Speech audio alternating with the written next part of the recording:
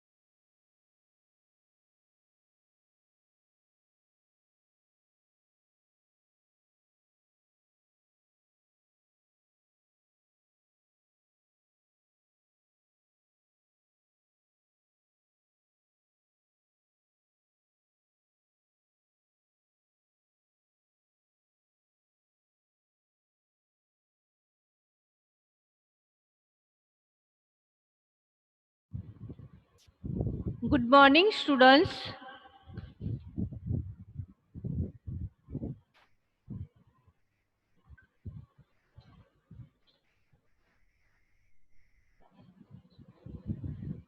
Good morning students. આજે આપણે જીવન અંજલિ થાજો કાવ્ય સમજીશું. Are you listen students? Hello students, are you listen? Okay. આજે આપણે જીવન અંજલિ થાજો કાવ્ય સમજીશું. જીવન એટલે શું? અંજલિ એટલે શું? તો જીવન, જે આ જીવનમાં આપણે જન્મ લઈને આવ્યા છીએ તે માણસ, પશુ, પક્ષી, જીવજંતુ દરેક પોતાનો જીવ લઈ અને આ સૃષ્ટિમાં જન્મે છે. જન્મ્યા પછી તેના કર્મો ઉપર તેનો આધાર હોય છે. કર્મ સારા હોય તો તેનું ફળ સારું મળે છે, કર્મ ખરાબ હોય તો ખરાબ ફળ મળે છે. કારણ કે આ સૃષ્ટિમાં ભગવાને આપણને જે જન્મ આપ્યો છે તે જીવન આપણા માટે જીવવા માટે નહીં, પણ આ સૃષ્ટિના દરેક જીવને આપણે કોઈને કોઈ રીતે મદદ કરી શકીએ તેવી રીતનું આપણે જીવન જીવવું જોઈએ, તેના માટે આ સૃષ્ટિમાં આપણને અવતાર આપ્યો છે. તેથી જીવન અને અંજલિ, અંજલિ એટલે એક ખોબો. મારું જીવન એક ખોબા જેવું છે. ખોબામાં હું એટલું બધું ભરી નાખું કે જેથી કરીને જ્યારે મારો અંત આવે ત્યારે સીધો હું પ્રભુને પાસે પહોંચી જાઉં, એવી અરજ કરીએ છે. તેવું એક આ સરસ મજાનું કાવ્ય છે, જીવન અંજલિ થાજો.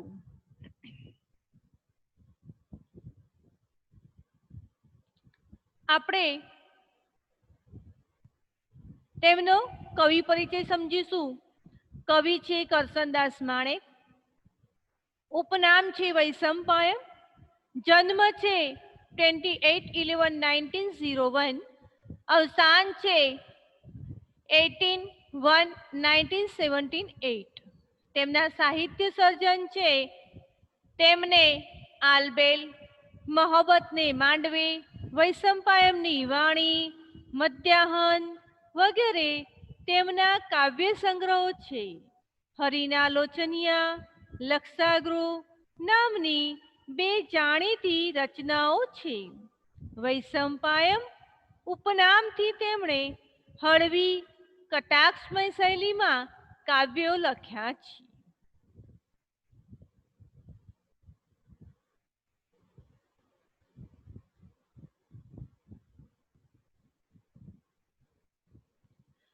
હવે કાવ્યસાર ટૂંકમાં સમજીશું. કવિ કરસનદાસ માણેક દ્વારા રચાયેલા આ પ્રાર્થના કાવ્યમાં પરોપકારી જીવન જીવવાની પ્રેરણા મળે છે. અન્ય માટે જીવન સમર્પણ કરવાની દિવ્ય ભાવના જીવન અંજલિ થાજો એ ધ્રુવ પંક્તિ દ્વારા સરસ રીતે હૃદયમાં કોતરાઈ જાય છે. હવે આપણે કાવ્યની શરૂઆત કરીશું.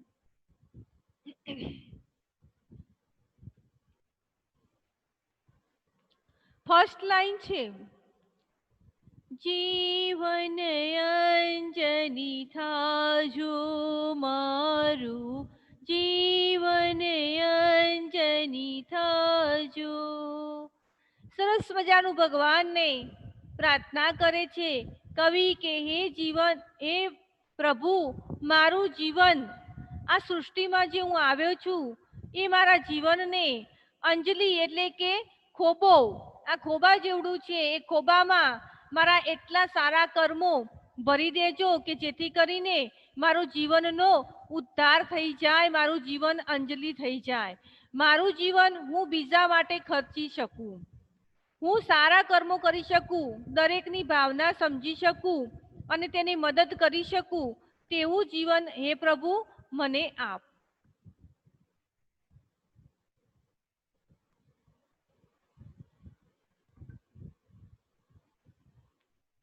ભૂખ્યા કાજે ભોજન બનજો, તરસ્યાનું જળ થાજો. હે પ્રભુ, આ સૃષ્ટિમાં જે આવા ગરીબ અને ભૂખ્યા લોકો છે તેમનું હું ભોજન બની શકું. ભોજન એટલે કે કઈ રીતે આપણે આપણો આહાર નથી આપવાનો ત્યાં. ભોજન એટલે એવું કહેવામાં આવે છે કે જે ભૂખ્યાજનો છે તેમને મારી પાસે જે ભગવાને મને આપ્યું છે અન્ન, પૈસો, તો એ દ્વારા હું એમને ભોજન આપી અને સારી રીતે ભોજન કરાવી અને એમની ભૂખ પ્યાસી શકું તેવું જીવન મને આપજો. પછી કહે છે તરસ્યાનું જળ થાજો. તરસ્યા એટલે કે જે મનુષ્ય છે એને તરસ લાગી છે, ત્યારે એ તરસ લાગ્યા પછી આપણને કહે છે કે એક ગ્લાસ પાણી આપો ને, ત્યારે આપણે તેને તુચકાર્યા વગર તેને એક ગ્લાસ પાણી આપી અને એની તરસ છીપાવવાની છે. અને પાણી જ્યારે પણ જે જગ્યાએ આપણે તેને મદદ કરી શકીએ તે રીતે આપણે તરસ્યાનું જળ થવાનું છે. હું ભૂખ્યા લોકો માટે ભોજન બની શકું અને તરસ્યા માટે પાણી બની શકું તેવું જીવન મને આપ.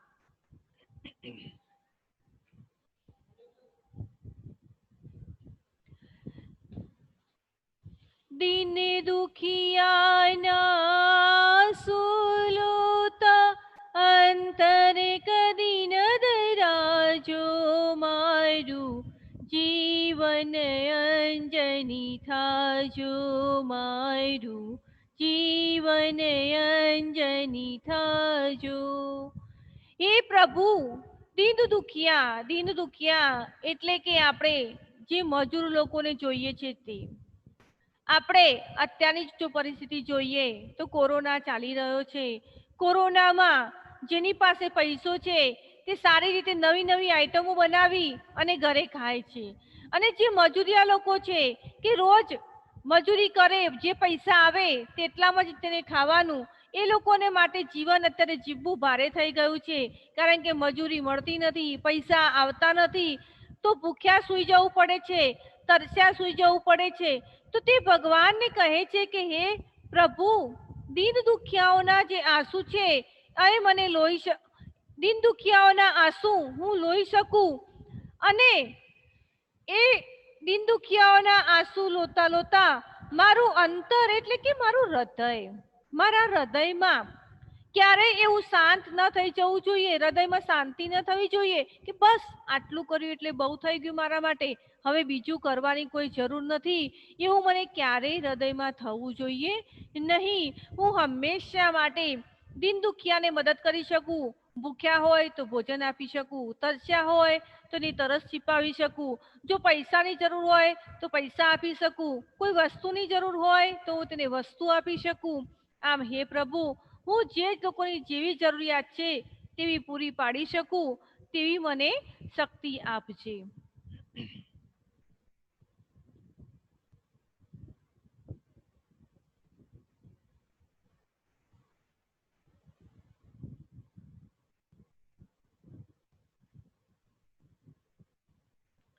સતની કાટાળી કીડી પર પુષ્પ બની પથરાજો.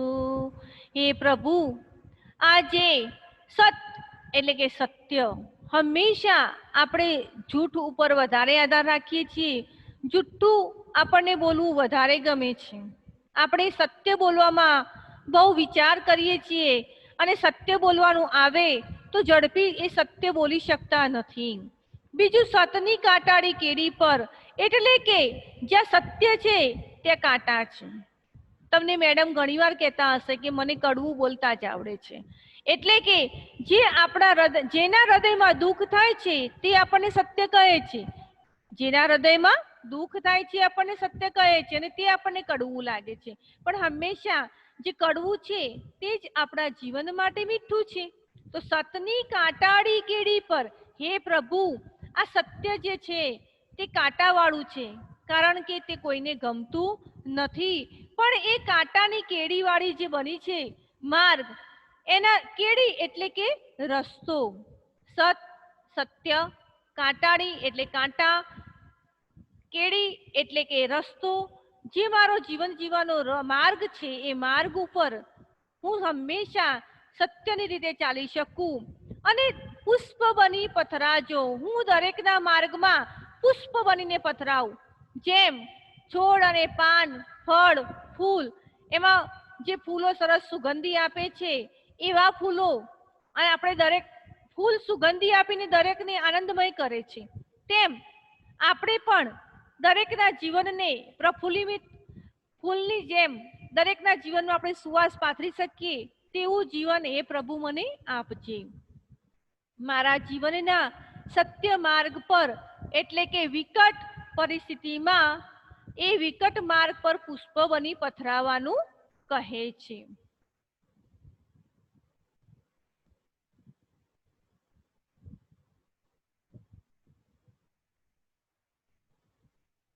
ઝેર જગતના જીરવી જીરવી અમૃત ઉરના પાજો મારું જીવન અંજની થાજો મારું જીવન અંજની થાજો.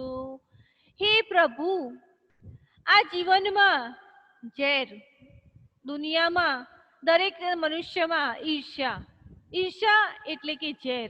કોઈનું સારું કોઈને સહન થતું નથી અને સારું સહન ના થાય એટલે ઈર્ષ્યા કરે, ઈર્ષ્યા કરીને એકબીજાને ચડાવે, નિંદા કરે અને તેના જીવનમાં કોઈ જે જીવન સારું જીવતું હોય તેને સારી રીતે જીવન જીવવા દેતા નથી. એટલે કહે છે કે આ જગતમાં ઝેર જે છે એ મને જીરવવાનું, એટલે કે મને કોઈ ખરાબ કે, કોઈ મને પથ્થર મારે, કોઈ મને ધક્કા મારે, કોઈ મારી નિંદા કરે, છતાં પણ આ જે જગતનું ઝેર જે છે, કોઈ મારી ઈર્ષા કરે છતાં એ બધાને હું સહન કરી શકું તેવી શક્તિ મને આપજે.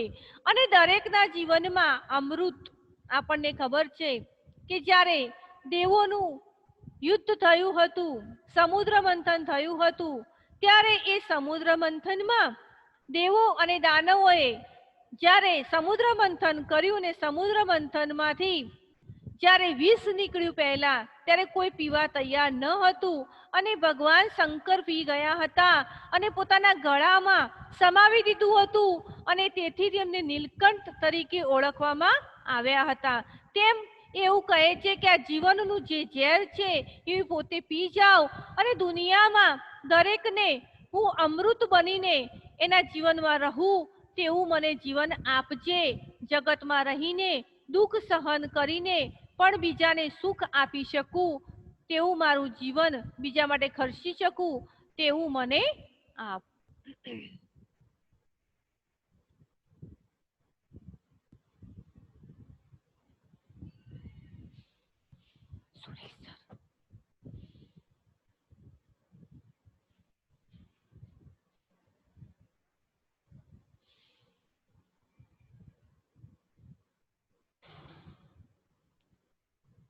વણિથા ક્યાં ચરણો મારા નિજ ટાળી સમીપે થાજો.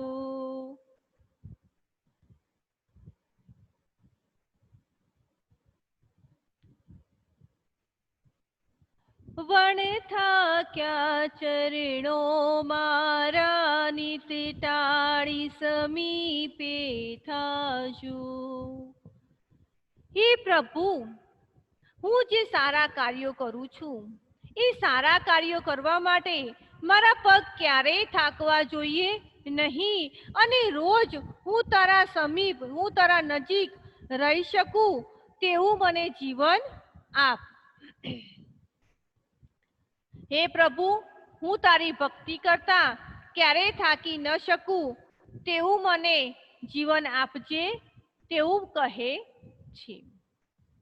મારા પગ ક્યારેય થાકે નહીં તારા દર્શન કરતા, તારી ભક્તિ કરતા અને હંમેશા હું એની સાથે રહી શકું તેવું મને જીવન આપ.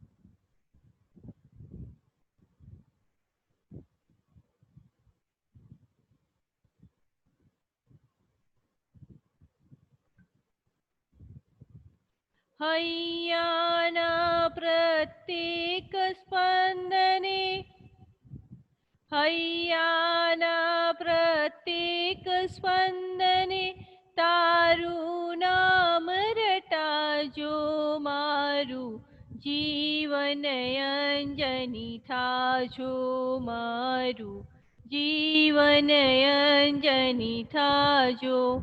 હૈયાના હૃદયના દરેક સ્પંદ એટલે આપણા ધબકારા, હૈયાના દરેક સ્પંદમાં એટલે મારા હૃદયમાં એક એક ધબકારામાં હું તારું જ નામ રટી શકું એવું પ્રભુ મને આપજે. હૈયાના દરેક ધબકારે ભગવાન તારું નામ રટતો કરતો રહું, રાત દિવસ તારા નામના જાપ કરતો રહું. હે પ્રભુ, તેવું જીવન મને આપજે અને હું બીજાના માટે મારું પોતાનું જીવન ખર્ચી શકું તેવું મને શક્તિ આપજે.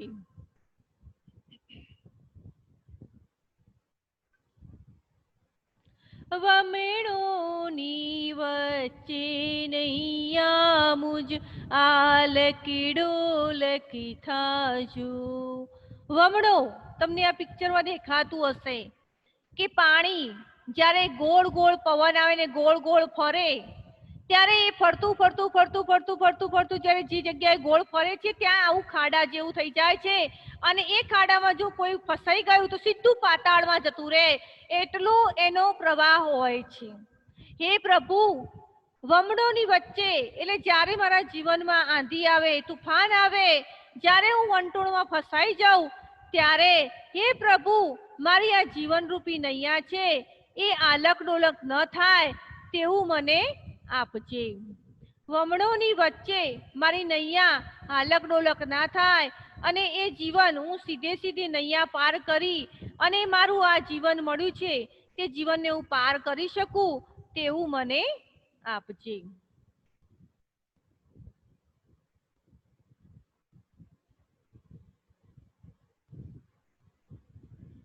શ્રદ્ધા કેરો દીપક મારો નવ કદીએ ઓલવાજો, મારું જીવન અંજની થાજો, મારું જીવન અંજની થાજો. હે પ્રભુ, તારા પ્રત્યેની શ્રદ્ધા વિશ્વાસ જે છે તે ક્યારેય મારો દૂર થાય નહીં તેવી મને શક્તિ આપજે. શ્રદ્ધા વિશ્વાસની વાત કરી છે. પ્રભુમાં જ્યારે તેની ભક્તિ કરીએ ત્યારે એ ભક્તિમાં આપણને સાચો વિશ્વાસ હોવો જોઈએ. ઘણીવાર આપણને એક એક્ઝામ્પલ તરીકે કહું છું કે કોઈ વાર આપણને એવું થાય કોઈ તકલીફ પડી છે અથવા તમારા પરીક્ષા લક્ષી વાત કરીએ તો આપણે એવું કહીએ છીએ કે મારે આજે પેપર સારું ગયું નથી અથવા આપણને એવું થાય છે કે મારા પેપરમાં સારા માર્ક્સ આવશે કે નહીં આવે. તો એ વખતે જ્યારે આપણને તકલીફ થાય છે ત્યારે આપણે પ્રભુને યાદ કરીએ છીએ ને પ્રભુ એ વખતે આપણને કહે છે કે શ્રદ્ધાનો જે દીપક છે એ મારો કોઈ ક્યારેય ક્યારેય મારો બુઝાય નહીં તેવી મને શક્તિ આપ. મને તારા ઉપર હંમેશા એવો વિશ્વાસ રહેવો જોઈએ કે હે પ્રભુ, હું તારા આ વિશ્વાસમાં ખોવાઈ અને મારું કાર્ય પૂરું કરી શકું અને તું મને એ કાર્ય પૂરી કરવાની શક્તિ આપે અને એ શ્રદ્ધા દ્વારા મારું જે કાર્ય અટકી પડ્યું છે તે પૂર્ણ કરે તેવી મને શક્તિ આપ. શ્રદ્ધા અને વિશ્વાસની વાત કરી છે કે શ્રદ્ધાનો જે દીપક છે, મારો દીવો છે વિશ્વાસનો, એ ક્યારેય બુઝાય નહીં એવી મને શક્તિ આપજે. નીચે લખ્યું છે કે મારા શ્રદ્ધાનો દીપક ઓલવાજો નહીં, એટલે કે ગમે તેવી પરિસ્થિતિમાં પણ મારો વિશ્વાસ ડગે નહીં. મારું જીવન હું બીજા માટે જીવી શકું તેવી મને શક્તિ આપજે.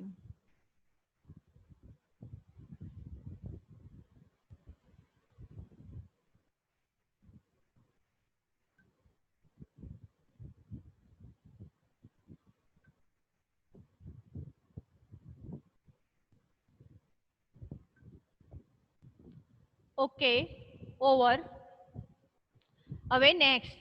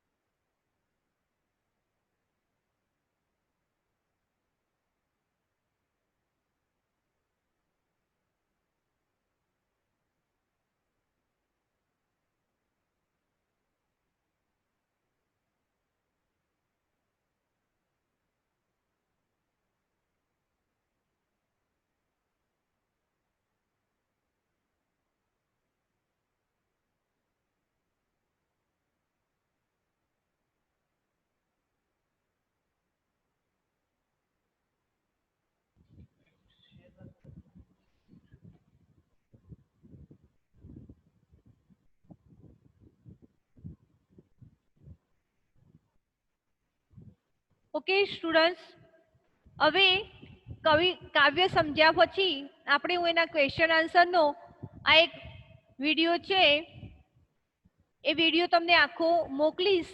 તેમાં તેના શબ્દાર્થ, શબ્દ સમૂહ અહીંયા જો આપેલા છે, 1-2 મિનિટ માટે હું ફટાફટ સમજાવી દઉં છું. અંજલિ એટલે ખોબામાં સમાય તેટલું પાણી અર્પવાની ક્રિયા.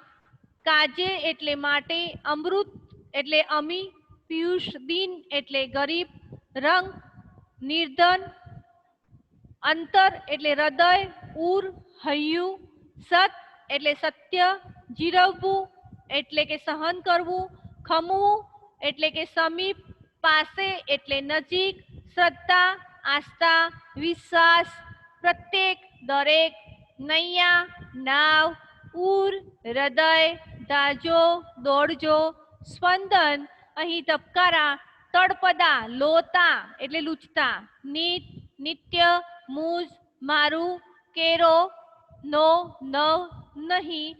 આ રીતે આમાં જે શબ્દાર્થ આપ્યા છે તમારી ટેક્સ્ટમાંથી અથવા આ સ્ક્રીનશોટ પાડીને નોટમાં લખવાના છે. અન્ડરસ્ટેન્ડ? હવે ક્વેશ્ચન આન્સર. કોઈએ મીટિંગમાંથી જવાનું નથી. ફરીથી હું મીટિંગ સ્ટાર્ટ કરીશ અને તે મીટિંગમાં તમારે જોઈન થવાનું છે અને જોઈન થયા પછી કાવ્યનું જે ગાન છે તે હું મૂકીશ અને તમારે સાંભળવાનું છે. પછી મીટિંગ પૂરી થશે. ક્વેશ્ચન આન્સર છે,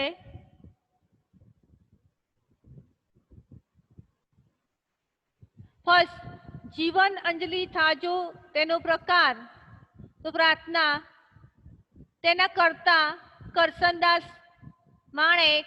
કરસનદાસ માણેકનો જન્મ કરાચી, તેમનું વતન જામનગરનું હડિયાણા. ઉપનામ વૈશંપાયન. તેમના જાણીતા કાવ્ય સંગ્રહો આલબેલ, મોહબ્બતે માંડવે, મધ્યાહન, વૈશંપાયનની વાણી. નેક્સ્ટ,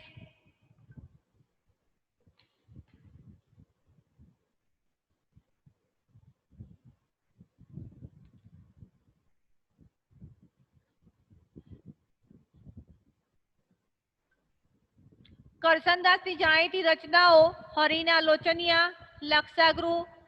તેમની હળવી કટાક્ષમય શૈલીની કાવ્ય રચના કોણે કરી તો કરસનદાસ માણેક, વૈશંપાયન. તેમની પ્રાર્થનાનો મુખ્ય ભાવ પરોપકાર, શ્રદ્ધા અને સમર્પણ. તેમના કરસનદાસે કોના આંસુ લૂછવાના કયા છે? દીન દુખિયાના. સત્યના માર્ગે. કવિને કરસનદાસના મતે સત્યનો માર્ગ કેવો છે? કાટાળો. જગતમાં પ્રાપ્ત થયેલ જેને કવિ કરસનદાસ શું કરવાનું કહે છે? જીરવવાનું.